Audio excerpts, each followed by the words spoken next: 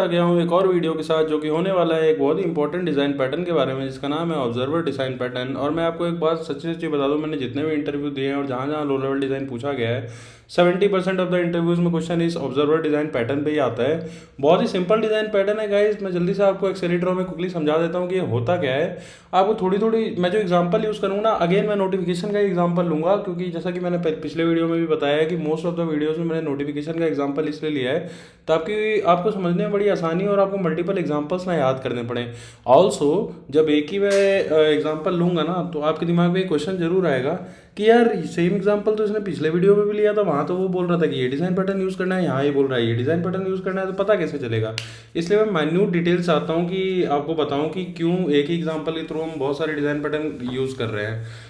तो थोड़ा सा आपको सिमिलरिटी इस एग्जांपल की लगेगी पिछले मेरे वीडियो से जो कि था मीडिएटर डिज़ाइन पैटर्न पे। आपको मेरी प्लेलिस्ट पे मिल जाएगा मीडिएटर डिज़ाइन पैटर्न। तो चलिए शुरू करते हैं। तो भैया कहानी ऐसी है ना कि जब भी आपका सिस्टम इस तरह का होता है जिसमें हम इवेंट्स, कोई एक पर्टिकुलर सर्विस होगी जो इवेंट एमिट करेगी और बाकी सारी सब सर्विसेज इवेंट को लिसन कर रही होंगी। तो बेस्ड ऑन जब भी वो इवेंट रिसीव होगा उनको कुछ प्रोसेसिंग करनी होगी। अब मैं बहुत डिटेल में नहीं जाऊंगा कि इवेंट्स क्या होता है, सब मॉडल क्या होता है, क्योंकि मैं इमेजिन कर रहा हूँ कि आप लो लेवल डिज़ाइन सीखने आ रहे हैं तो ऑब्वियसली आपको थोड़ा बहुत एक्सपीरियंस होगा इन सब सिस्टम्स का। तो जल्दी से डायग्रामेटिक वे में समझ लेते हैं। सपोज करो ये एक आपकी मेन क्लास है, इवेंट एमिटर क्लास, ठीक है। इसको सीबीएसई बोर्ड की भाषा में किताबों में ऑब्जर्वेबल क्लास बोला जाता है। ऑब्जर्वेबल का अंग्रेजी मतलब ये होता है कि इस क्लास को बहुत सारे लोग ऑब्जर्व कर रहे हैं। तो सपोज करो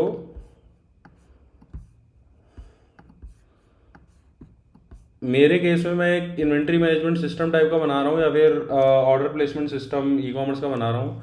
तो ये ऑर्डर प्लेस क्लास है, ठीक है। यहाँ से ऑर्डर प्लेस होगा।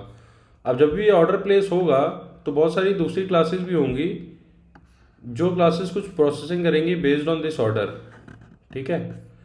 एक तो क्लास होगी यार एनालिटिक्स क्लास, यूज़र ने जो ऑर्डर प्लेस किया है ना तो उस ऑर्डर को भी यूज़र बिहेवियर में ऐड करते हुए वो नया एनालिसिस यूज़र के लिए क्रिएट करेगी और उसको रिकमेंड करवाएगी कि यार आपने पिछली बार ये आइटम खरीदा था, हमारे पास इसी कैटेगरी में और भी आइटम है। तो सिमिलरली एक आपकी हो सकती है, मान लो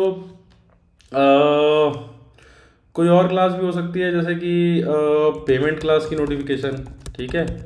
तो जब भी ऑर्डर प्लेस होगा तो ऑब्वियसली आपको पेमेंट करवानी होगी नेक्स्ट स्टेप में। तो यहाँ पे आप पेमेंट क्लास ऑब्जर्व करेगी इवेंट को और जब भी ऑर्डर प्लेस होगा पेमेंट क्लास आपको एक नोटिफिकेशन भिजवाएगी। सिमिलरली सपोज कर लो एक और क्लास हो गई। कुछ भी एग्जांपल ले लेते हैं यार, क्या एग्जांपल ले लें यहाँ पे।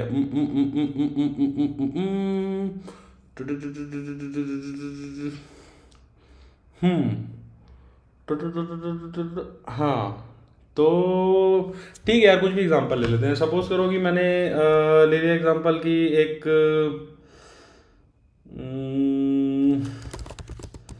Create user recommendation. अच्छा, इसका तो मैं एनालिटिक्स में एग्जांपल ले चुका हूँ। तो चलो सपोज कर लो, थोड़ा सा मैं चेंज कर देता हूँ। मान लो ये जो एनालिटिक्स की क्लास है ना, ये जो कंपनी है उसके लिए है। मतलब कंपनी को, एम्प्लॉयज़ को या कंपनी की मार्केटिंग टीम को ये नोटिफिकेशन भिजवाएगी कि भैया यूज़र ने ये आइटम खरीदा है। और ये जो क्रिएट यूज़र रिकमेंडेशन क्लास है ये यूज़र को नोटिफिकेशन भिजवाएगी कि हमारे पास और भी ऐसे बहुत सारे प्रोडक्ट हैं। तो कहने की बात बस ये है कि ये तीन जो क्लासेस है ना, ये तीनों क्लास ऑब्जर्व कर रही हैं इस ऑब्जर्वेबल एंटिटी को, जो कि एक इवेंट एमिट करेगी। बेस्ड ऑन दैट इवेंट हमें कुछ प्रोसेसिंग करवानी होगी इन तीनों क्लासेस में, ठीक है। और सीबीएसई बोर्ड की भाषा में इस इवेंट एमिटर क्लास को ऑब्जर्वेबल क्लास बोला जाता है और जो क्लासेस ऑब्जर्व करती हैं इसको उन सबको ऑब्जर्वर क्लासेस बोला जाता है। तो ये बस कहानी होती है। अब देखो, भूल जाओ किसी भी डिज़ाइन पैटर्न को। अगर हम कोई डिज़ाइन पैटर्न नहीं यूज़ करते तो हम कैसे कहानी को करते। देखो यार, सबसे पहले तो ये हमारी ऑर्डर सर्विस क्लास है। ऑर्डर सर्विस क्लास मतलब जो क्लास हमारे इवेंट एमिट करेगी। मैं इस क्लास की बात कर रहा हूँ, इस क्लास की, ठीक है। तो ये ऑर्डर सर्विस क्लास के अंदर हमें जितनी भी क्लासेस को ऑब्जर्व कर रही हैं उन सब का ऑब्जेक्ट बना के रखना पड़ता। और जैसे ही प्लेस ऑर्डर होता है ना, जैसे ही इस क्लास में ऑर्डर प्लेस होता, हम एक एक करके तीनों क्लासेस की जो प्रोसेसिंग करनी है वो यहाँ पे करवा देते हैं। जैसे कि ईमेल सर्विस ईमेल भिजवाएगी, इन्वेंट्री सर्विस स्टॉक अपडेट करेगी, एनालिटिक सर्विस रिकॉर्ड करेगी ऑर्डर को। तो वो तीनों काम कर देते। अब यार यहाँ पे प्रॉब्लम क्या होती, मीडिएटर पैटर्न में भी आपने कुछ ऐसे ही चीज़ देखा था कि जब मीडिएटर पैटर्न नहीं यूज़ कर रहे थे उस एग्जाम्पल में, तब हमको क्या प्रॉब्लम आ रही थी। आप वीडियो ज़रूर वॉच करना। तो वहाँ पे भी सिमिलर काइंड ऑफ कोड दिख रहा था। तो पहली बात तो ये होती है कि सिंगल रिस्पॉन्सिबिलिटी प्रिंसिपल को अनफॉलो कर रहा है ये। क्यों? क्योंकि जो ऑर्डर सर्विस क्लास है उसकी रिस्पॉन्सिबिलिटी सिर्फ ऑर्डर प्लेस कराने की है, आगे ईमेल भिजवाना ये सब करना इसकी रिस्पॉन्सिबिलिटी नहीं है। तो पहले तो टाइट कपलिंग हो गई, एक क्लास के अंदर आपके पास दूसरी क्लास का ऑब्जेक्ट है, ठीक है। और दूसरी बात ये हो गई कि कल को यार कोई नई सर्विस आएगी, मान लो कि एक और सर्विस है जो इसको ऑब्जर्व करना चाहती है ऑर्डर सर्विस को, तो यहाँ पे आप फिर से उस सर्विस क्लास की एंट्री करोगे, है ना। यहाँ पे आप फिर से एक ऐसा कोड लिखोगे, प्राइवेट न्यू सर्विस, जो भी उसका नाम होगा ऐसे ऐसे करके। तो ये ओपन क्लोज प्रिंसिपल को भी फॉलो नहीं करेगी। ओपन क्लोज प्रिंसिपल क्या कहता है, अ class should be open for extension, close for modification, ठीक है। तो उसी सब चीज़ को हटाने के लिए ना हम लोग यूज़ करते हैं ऑब्जर्वर डिज़ाइन पैटर्न। इसे हम लोग क्या करते हैं ना, जो भी आपकी क्लास है, जो भी क्लासेस हैं जो ऑब्जर्व कर रही हैं, जैसे हमारे केस में ईमेल सर्विस ऑब्जर्व कर रही है, इन्वेंट्री सर्विस ऑब्जर्व कर रही है, एनालिटिक्स सर्विस ऑब्जर्व कर रही है, तो इन तीनों क्लासेस को ना बाइंड करके रखते हैं एक सिस्टम के थ्रू, और उस सिस्टम के लिए हम बनाते हैं इंटरफेस। जैसे आप नीचे अगर यहाँ पे देखेंगे तो हमने ऑर्डर प्लेस हमारी क्लास थी, उसके ऑब्जर्वर, ऑर्डर प्लेस ऑब्जर्वर, क्योंकि हम ऑब्जर्व करने वाली क्लासेस के लिए इंटरफेस बनाना चाह रहे हैं ना, इसलिए ऑर्डर प्लेस ऑब्जर्वर नाम से एक इंटरफेस बना दिया, और उन इंटरफेस में एक फंक्शन दे दिया ऑन ऑर्डर प्लेस। तो बेसिकली जो ऑर्डर प्लेस क्लास थी, जब भी उसका ये वाला फंक्शन कॉल होता था, ये ऑर्डर सर्विस क्लास थी, जब भी इसका प्लेस ऑर्डर फंक्शन कॉल होता था तभी हमें नोटिफिकेशन भिजवाने होते थे, इसलिए इंटरफेस हमने इसी को ध्यान में रखते हुए बनाया, उसका नाम दिया ऑर्डर प्लेस ऑब्जर्वर, और उसमें एक ऑन ऑर्डर प्लेस करके फंक्शन बना दिया। अब जितनी भी क्लासेस थी जो ऑब्जर्व कर रही थी, यानी कि ये 3 क्लासेस, उन तीनों क्लासेस में ये इंटरफेस इंप्लीमेंट करवाया। तो यहाँ आप देख सकते हो ईमेल सर्विस क्लास में, इन्वेंट्री सर्विस क्लास में, एनालिटिक्स सर्विस क्लास में, तीनों में हमने इंप्लीमेंट कराया है वही इंटरफेस जो हमने ऊपर बनाया था, ठीक है। इंटरफेस इंप्लीमेंट कराने का सबसे पहला रूल क्या है कि जितने भी फंक्शन हम इंटरफेस के अंदर डालते हैं उन सबको ओवरराइड कराना पड़ता है वो क्लासेस के अंदर जो इसे इंप्लीमेंट कर रही हैं। तो हमने @ ओवरराइड नोटेशन दिया तीनों जगह, तीनों क्लासेस में, और ओवरराइड कराया इस फंक्शन को। और फिलहाल मतलब प्रोसेसिंग सबकी अलग अलग होगी, मैंने ईज ऑफ यूज़ के लिए बस सिस्टम आउट डॉट प्रिंटलन करा दिया है, ठीक है। अब होगा क्या, देखो, पहले हमारी जो ऑर्डर सर्विस क्लास दिख रही थी उसके अंदर हम मल्टीपल ऑब्जेक्ट्स यूज़ कर रहे थे, अभी भी हम मल्टीपल ऑब्जेक्ट्स यूज़ करेंगे, लेकिन यहाँ पे क्रिएट नहीं करेंगे ऑब्जेक्ट। देखो अभी हम लोग क्या करेंगे ना, ऑर्डर सर्विस क्लास के अंदर जितनी भी क्लासेस को ऑब्जर्व कर रही हैं उसकी एक लिस्ट स्टोर करा लेंगे, ठीक है। और इसमें 2 फंक्शन दे देंगे, ऐड ऑब्जर्वर, रिमूव ऑब्जर्वर। हमने पहले क्या प्रॉब्लम दी थी, जब हम इस तरह का कोड लिखते हैं, सपोज करो वो एक नई क्लास आई, तो हम लोग को यहाँ पे हार्ड कोड करना पड़ेगा कोड, ठीक है। बेसिकली हार्ड कोडिंग ही है, तो हमें यहाँ पे फिर से कोड लिखना पड़ेगा जो कि सॉलिड प्रिंसिपल को अनफॉलो करेगा। अभी नीचे हमने अच्छी तरीके से किया है, जब पैटर्न को यूज़ करते हुए, तो हमने लिस्ट ऑफ ऑब्जर्वर बना लिए और ऐड ऑब्जर्वर नाम का एक फंक्शन दे दिया है। ये फंक्शन क्या करता है, उसी इंटरफेस का एक ऑब्जेक्ट लेता है। अच्छा, अब एक इंटरफेस को 3 क्लास अगर इंप्लीमेंट कर रही है तो फायदा ये होता है कि उन तीनों क्लास के ऑब्जेक्ट का रेफरेंस हम इंटरफेस के ऑब्जेक्ट से दे सकते हैं, है ना। तो इसीलिए हम इंटरफेस का एक ऑब्जेक्ट ये ऐड ऑब्जर्वर फंक्शन रिसीव करेगा और इस लिस्ट में ऐड कर देगा। सिमिलरली रिमूव ऑब्जर्वर फंक्शन है, सेल्फ एक्सप्लेनेटरी कोड है। उसके बाद अब देखो मेन कहानी कहाँ से चालू होती है। जब ऊपर हमारी क्लास थी ये वाली ऑर्डर सर्विस, तो हमने इसमें प्लेस ऑर्डर फंक्शन लगाया था जो अपनी अपनी प्रोसेसिंग करता था ऑर्डर प्लेस करने के बाद, और फिर ये जो 3 ऑब्जेक्ट थे हमारा, इन सब का सेंड ईमेल फंक्शन कॉल कर देता था। अब हमने किया क्या ना कि जब इंटरफेस बनाया ना, अभी देखो इन तीनों सर्विस का अलग अलग फंक्शन है, ठीक है। मतलब जब नोटिफिकेशन रिसीव होगी तो ईमेल सर्विस सेंड ईमेल करेगी, ये अपडेट स्टॉक करेगी, ये रिकॉर्ड ऑर्डर करेगी। बट अगर हमको इनको ऑब्जर्वर बनाना है तो हमने एक इंटरफेस के थ्रू इनको बाइंड किया और इंटरफेस में एक फंक्शन दिया था, इसको ओवरराइड करा के इन तीनों क्लास में उसका इम्प्लीमेंटेशन डाल दिया। तो अब ईमेल सर्विस के अंदर जो सेंड ईमेल होगा ना, वो उस फंक्शन के अंदर से कॉल हो रहा होगा। मतलब ये जो लिस्ट है इसमें आपके पास मल्टीपल ऑब्जेक्ट्स होंगे, एक ईमेल सर्विस का और एनालिटिक्स सर्विस का और अलग अलग सर्विस का। अब देखो जब भी प्लेस ऑर्डर होगा ना, तो हम लोग क्या करेंगे ना, यहाँ पे नोटिफाई ऑल ऑब्जर्वर नाम का एक फंक्शन कॉल कर देंगे, और वो जो नोटिफाई ऑल ऑब्जर्वर नाम का फंक्शन होगा ना, कुछ नहीं करेगा, वो इस लिस्ट को लूप करेगा। लूप करने के बाद सबके pass on order place function था, क्योंकि सबने सेम इंटरफेस से ही इसको इम्प्लीमेंट किया था यहाँ से, ठीक है। और इस ऑन ऑर्डर प्लेस फंक्शन के अंदर सपोज करो कि यहाँ पे इसका एक और फंक्शन होता, मान लो जो भी प्रोसेसिंग सेंड ईमेल के अंदर आप कर रहे थे वो सारी प्रोसेसिंग आपने यहाँ पे लिख दी, put all processing of send email here. ठीक है, ऐसे ही इन्वेंट्री सर्विस की प्रोसेसिंग आपने इस फंक्शन के अंदर लिख दी यहाँ पे। ठीक है, तो अब हो क्या रहा है ना कि जो मेन ऑर्डर सर्विस क्लास है उसमें आप लिस्ट स्टोर कर रहे हो, और ये जो नोटिफाई फंक्शन है ना सिंपली एक फॉर लूप लगा के उस लिस्ट को पार्स कर रहा है और लिस्ट के सारे ऑब्जेक्ट का on order place function call कर दे रहा है। ये ऑन ऑर्डर प्लेस फंक्शन में क्यों होगा? क्योंकि ये जो ऑब्जेक्ट्स हैं वो किस टाइप के हैं, वो ऑर्डर प्लेस ऑब्जर्वर टाइप के हैं। ऑर्डर प्लेस ऑब्जर्वर क्या है? ऑर्डर प्लेस ऑब्जर्वर एक इंटरफेस है, उस इंटरफेस में हमने एक फंक्शन दिया हुआ था। तो अब जल्दी से आ जाते हैं रटने के तरीके पे। ठीक है, हाँ ये मैं आपको बताना भूल गया, क्लाइंट कोड। तो देखो क्लाइंट कोड में कुछ नहीं होगा यार, जो तुम्हारी मेन सर्विस है जिसको बहुत सारे लोग ऑब्जर्व कर रहे हैं उसका तुम एक ऑब्जेक्ट बनाओगे, उसमें बहुत सारे ऑब्जर्वर ऐड करोगे जो भी क्लासेस हैं। ठीक है, देखो क्लाइंट को हमने रिस्पॉन्सिबिलिटी दे दी ऑब्जर्वर ऐड करने वाली। ठीक है, एग्जिस्टिंग क्लासेस में कोई कोड चेंज नहीं होगा। तो क्लाइंट जिसको ऑब्जर्व करवाना चाहता है उन सबका नया नया ऑब्जेक्ट बना के यहाँ पे भेजता जाएगा। उसके बाद सिंपली यार जब भी order service dot place order function call होगा मैकबुक प्रो, तो हर जगह नोटिफिकेशन चली जाएगी इन सर्विस की। तो मैं आपको फिर से एक बार यहाँ पे भी बता देता हूँ।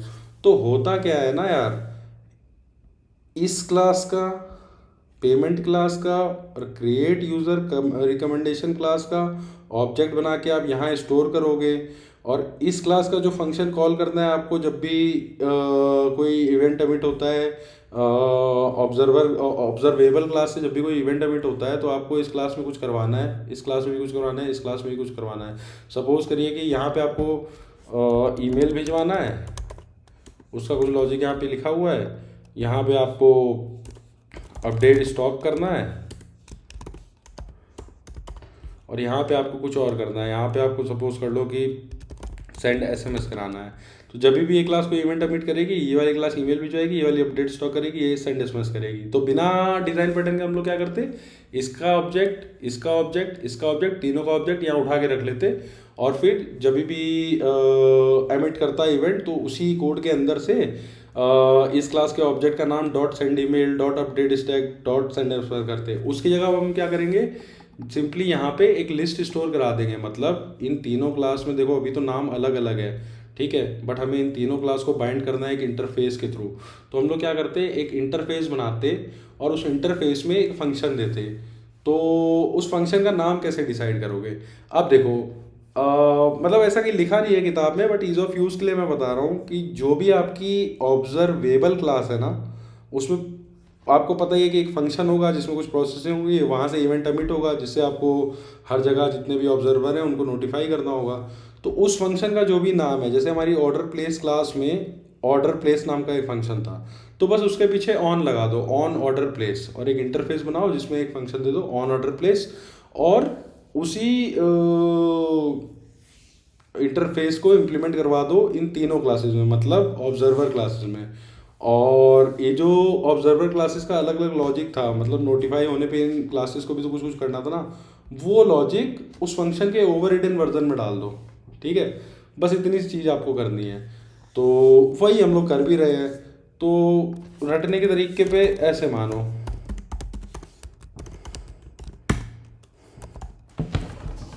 you must be having an observable class which will have a function that will emit event. Suppose the function name is order placed. Now you will be having multiple classes that are doing something whenever they receive an event. Suppose you have 3 classes which will do which will do send email, send SMS, update stock when they receive a event. To implement observer design pattern here,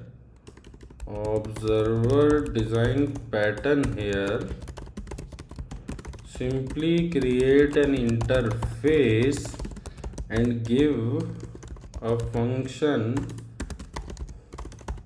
on order placed, because function name is order placed here, because चलो रहने दो, आप समझ जाओगे, ठीक है। Now all 3 observer classes will implement this interface and override on order place function. Each of these class will have their respective functionality,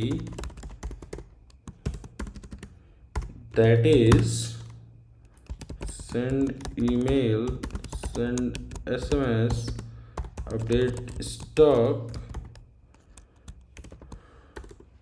embedded inside this overridden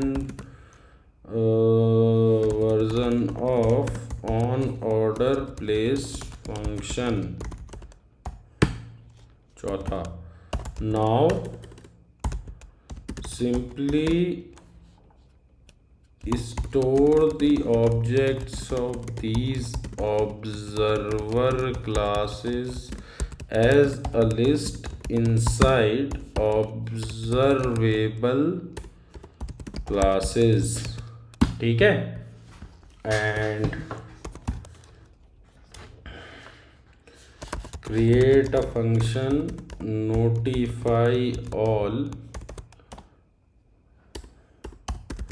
which will simply do a for loop over the list and call the on order place function of these objects, ठीक है। On order place function in सारे object में होगा क्योंकि ये same interface को follow कर रही हैं। बस यार इतनी सी कहानी है इस पूरे डिज़ाइन पैटर्न में। बहुत ही सिंपल डिज़ाइन पैटर्न है, बहुत इजी डिज़ाइन पैटर्न है, बड़ी आसानी से आप इसको समझ गए होगे और बहुत ज़्यादा ये यूज़ भी होता है क्योंकि यार कोई भी सिस्टम आपको बनाने को दिया जाएगा, अक्सर आपको ऐसी तरह की सिचुएशन मिलेगी कि यार आपको एक क्लास है जिस पे आप कुछ करोगे तो एक इवेंट एमिट आपको करवाना है और बेसिकली सबको मैं मैसेज देना है कि हाँ कुछ काम हुआ है, now you do further processing. तो चलिए यार इस वीडियो को यहीं समाप्त करते हैं, मिलता हूँ अगले वीडियो में कुछ ही देर में। और कमेंट में ज़रूर बताइएगा, आप फीडबैक ज़रूर दीजिएगा आपको वीडियो कैसा लगा।